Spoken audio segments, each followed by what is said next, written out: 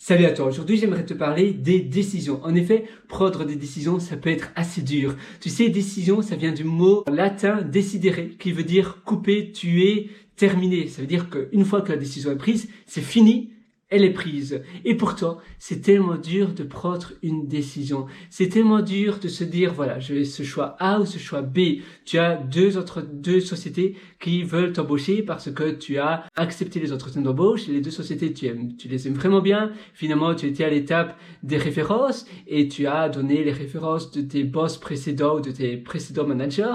Et puis après, tu es au stade où finalement les deux sociétés veulent t'embaucher, ils te donnent une lettre d'emploi et tu sais pas quoi faire, d'accord? Il y a le salaire, mais parfois une société c'est un lieu différent, ça se trouve peut-être dans une ville différente ou même dans un autre pays et c'est dur, tu te dis peut-être que l'autre société elle m'attire, mais en même temps la précédente, la première qui m'a donné une offre d'emploi elle m'attire aussi et tu sais pas trop quel choix faire. Et en effet, prendre des choix, c'est difficile et pourtant il y a des choix tous les jours, tout le temps.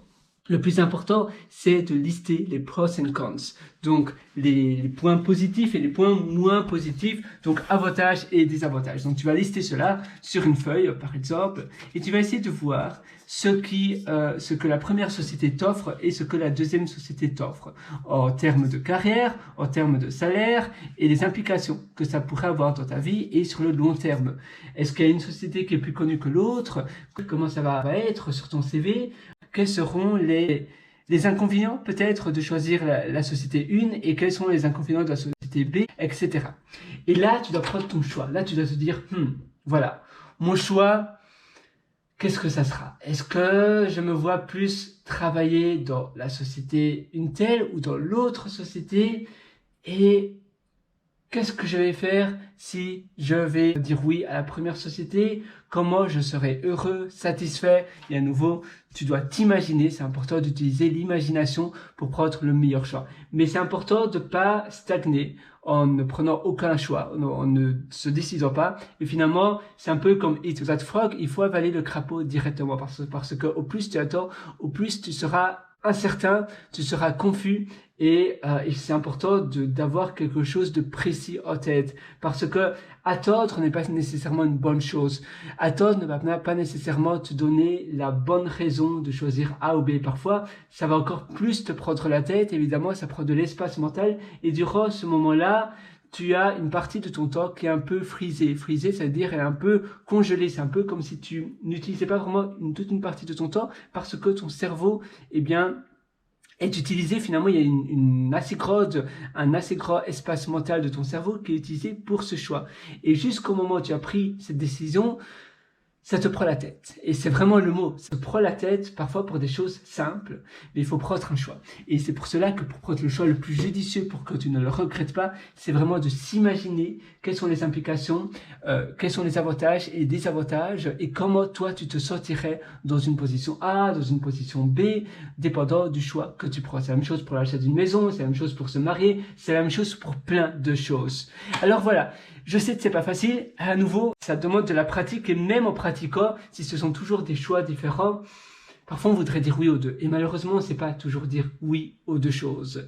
On doit dans la vie se décider. Et on ne peut pas toujours avoir tout ce que l'on veut. Et parfois, il faut faire... Voilà, c'est un peu comme quand tu choisis un hôtel, par exemple, pour des vacances, une destination. Les deux destinations te tentent, mais finalement, tu ne peux pas choisir les deux. Et quelle décision choisir? Il y a plein de critères à prendre en compte, mais parfois... tous les critères paraissent au même niveau. Alors en effet, on peut faire pile ou face, on peut utiliser une application de random pour générer des chiffres aléatoires, il y a plein de manières différentes, ou bien on peut simplement se donner un temps butoir, ça veut dire que tu te dis, voilà, je m'autorise à prendre mon choix, donc je me donne 2 heures, ou je me donne une journée, et pendant cette journée-là, je m'autorise à réfléchir. Mais à la fin de la journée, eh bien, ce choix doit être pris. Donc, par défaut, j'ai un choix, donc puis, voilà, peu importe du choix, je mets un choix par défaut. Et si à la fin de la journée, je n'ai pas pris ma décision formelle, ce sera le choix par défaut qui sera sélectionné. Et sinon, j'ai encore le temps de changer ma décision jusqu'à la date butoir, jusqu'au temps butoir. Parce que sinon, à nouveau, attendre, ne t'attends pas à avoir une idée de génie qui va survenir comme cela. Non.